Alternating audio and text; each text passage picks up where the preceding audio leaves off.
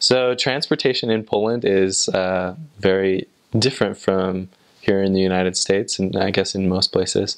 But you use a lot of buses and tramways. I don't even know what those are called. Trolleys, I guess. Subways, and trains.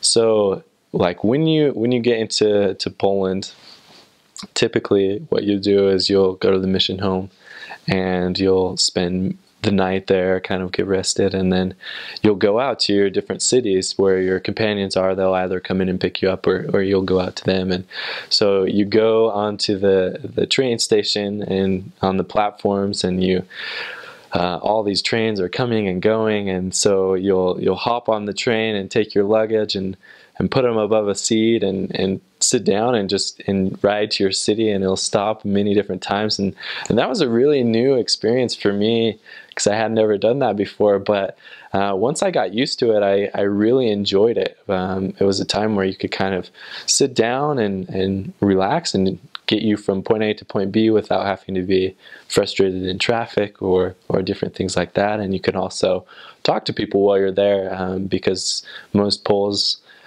travel by train, and so you have an opportunity, and they're kind of stuck with you, so you can talk to them and get to know them a little bit better. As well as the trolleys, so the tramways, those are not the greatest. I guess the funnest way to get places, but they work, and you figure them out.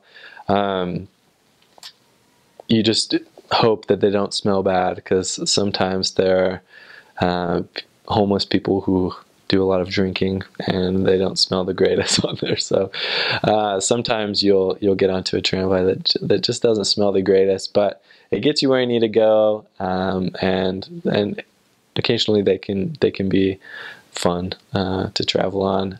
And then buses, just depending on the city, will depend on what you use most for transportation.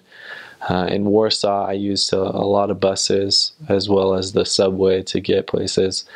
And buses are really nice. Just make sure you're always on time. It's always the worst when you have to wait for the next bus when it's 30 minutes later or an hour, especially when you have appointments and places to be. And so that's another form of transportation. And some missionaries have cars, not very many. The assistants and the office elders typically are the ones that have the cars, and so don't get your hopes up. But you do drive on the right side of the road, so it's pretty normal then, compared to here or most places in the world. So that's transportation.